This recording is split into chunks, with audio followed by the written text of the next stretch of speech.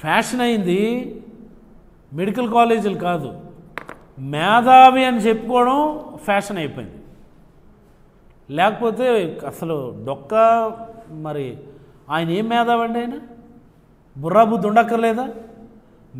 మేధావి మాటున మేధావిగా చలామణి అవుతూ మేధావి మాటలు నటిస్తూ ప్రైవేట్ మెడికల్ కాలేజీలు అవసరం లేదని చెప్తా ఉన్నాడంటే మరి ఆయన ఏ స్థాయి మేధావో అర్థమవుతుంది.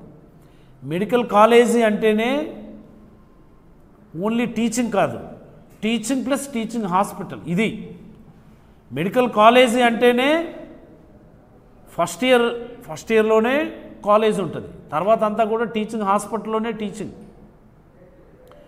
ఎనాటమీ, ఫిజియాలజీ, బయోకెమిస్ట్రీ అన్నది మాత్రమే కేవలం కాలేజీలో చదువుతాం ఫస్ట్ ఇయర్. మేము ఎనాటమీ, ఫిజియాలజీ, బయోకెమిస్ట్రీ అన్న 3 సబ్జెక్టులు మాత్రమే కాలేజీలో ఉంటాం మేము ఫస్ట్ 1.5 ఇయర్. అది నెక్స్ట్ అంతా కూడా క్లినిక్సే.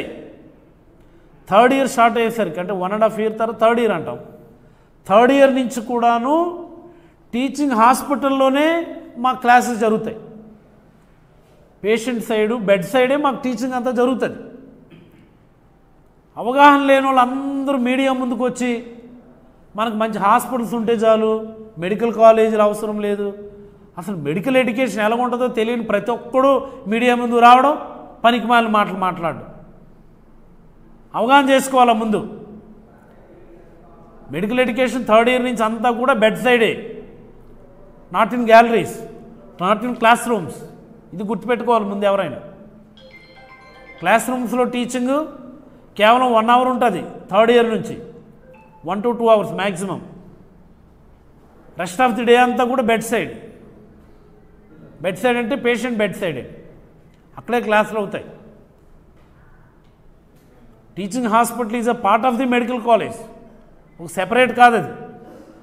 మెడికల్ కాలేజ్ రావాలి అంటే టీచింగ్ హాస్పిటల్ ఉండాలి. ఇది ఈ అవగాహన లేకుండా ఎవడు పడతాడు మనకు కావాల్సిన హాస్పిటల్స్, కాలేజీలు అక్కర్లేదు, డాక్టర్లు ఎక్కువైపోయారా? ఇతర రాష్ట్రాలు ఎంతమంది ఎన్ని మెడికల్ సీట్స్ ఉన్నాయి, మన దగ్గర ఎన్ని మెడికల్ సీట్స్ ఉన్నాయి ఆ మాత్రం నాలెడ్జ్ లేదు ఎవరికి. ఓ మహారాష్ట్రలో ఎన్ని సీట్లు ఉన్నాయి, కర్ణాటకలో ఎన్ని సీట్లు ఉన్నాయి, తమిళనాడులో ఎన్ని సీట్లు ఉన్నాయి, అక్కడ ఎంతెంత పాపులేషన్ ఉంది, మన దగ్గర ఎంత పాపులేషన్ ఉంది, ఆ మాత్రం బేసిక్ నాలెడ్జ్ లేదా? ఎవడు పడితే ఏది పడితే అది మాట్లాడుతున్నారు. అసలు అమ్మేయాలనేమో చంద్రబాబు నిర్ణయించుకున్నాడు, వాళ్ళు సూడో మేధావులందరికీ మీరు డిఫెండ్ చేయండి అని చెప్తే ఎవడికి నోటికి ఏదొస్తుంది మాట్లాడుతూ ఉన్నాడు.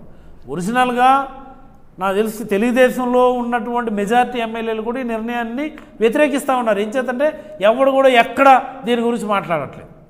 ఎవరైనా ఒక ఎమ్మెల్యే మాట్లాడుతున్నాడు, ఇదేం నిర్ణయం ప్రైవేట్ వాళ్ళకి ఇచ్చేయడం ఏంటి అన్నటువంటిది ఎక్కడైనా కనిపిస్తుందా? మీరు తీసుకోండి. ఎవరు ఒకరిద్దరు మంత్రులు తప్ప మిగతా మంత్రులు కూడా ఎవరు దీని మీద మాట్లాడటం లేదు. ఈ తప్పని ప్రతి ఒక్కరికి తెలుస్తుంది. చంద్రబాబుకి తప్ప మిగతా అందరికీ తెలుస్తుంది. చంద్రబాబుకి ఎందుకు తప్పు అనిపించలేదంటే వాళ్ళకి డబ్బులు వస్తాయి, వాళ్ళకి ఓటాలు వస్తాయి, వాళ్ళు సొంత మనుషులు కట్టబెట్టుకుంటారు, వాళ్ళ దగ్గర నుంచి లంచాలు తీసుకుంటారు. ఇంత పెద్ద విశేషం ఏంటి ఉన్నది?